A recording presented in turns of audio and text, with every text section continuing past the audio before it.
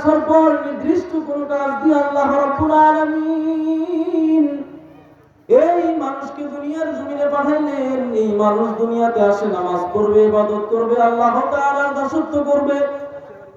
কিন্তু দুনিয়ার জমিনে এমন কিছু মানুষ পাওয়া যায় যে সমস্ত মানুষ আল্লাহ তাআলার নিয়ামত ভক্ষণ করার পরেও কিন্তু আল্লাহ তাআলার সাথে গাদ্দারি করে।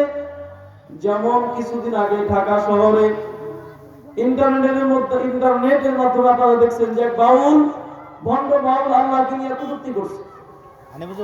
ভণ্ড বাউল আল্লাহকে নিয়ে কটূক্তি করার পরে এটা আমরা মুসলিম হিসাবে, ইমানদার হিসাবে আমরা একটা প্রতিবাদ জানাইছি। কিন্তু এই প্রতিবাদ জানানোর কারণে আমাদের এই পার্শ্ববর্তী থানা দেবীগঞ্জ, এই দেবীগঞ্জ থানার এক নাসির উদ্দিন নামে একজন, উনি আবার এই বাউলের পক্ষপাতিত্ব হয়ে পক্ষপাতিত্ব করছে। অর্থাৎ মুসলিম, তিনি একজন মুসলমান, 5 ওয়াক্ত নামাজ পড়ে ইমামের পিছনে।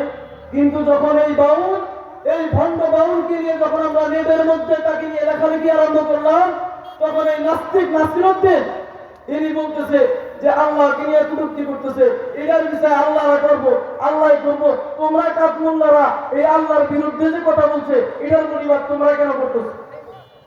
আল্লাহর নিয়ে কথা বলছে, আল্লাহর নিয়ে কটূক্তি করছে। এই কটূক্তির বিনিময় তো, এই কটূক্তির শাস্তি তো স্বয়ং আল্লাহই দিবে।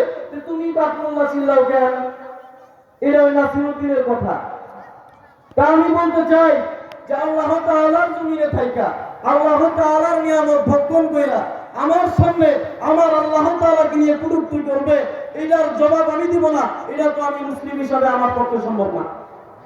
এখন তুমি নাসিরউদ্দিন দুনিয়ার জমিনে আল্লাহর নিয়ামত ভক্ষণ করতেছো, এখন তোমার সামনে আল্লাহকে একজন গালি দিতেছে, এটা নিয়ে তোমার গায়ের মধ্যে লাগে না, এটা নিয়ে তোমার দেহের ভিতরে কোনো কম্পন সৃষ্টি হয় না, তাহলে নাসিরউদ্দিন তুমি বুঝাও তোমার ঈমান নষ্ট হয়ে গেছে, তুমি বেঈমান। তুমি নতুন করে আবার কালেমা যদি পড়ো তো তুমি মুসলমান, আর যদি কালেমা পড়তে না পারো, তওবা করতে না পারো, তাহলে তুমি বেঈমান হয়ে মারা যাবে।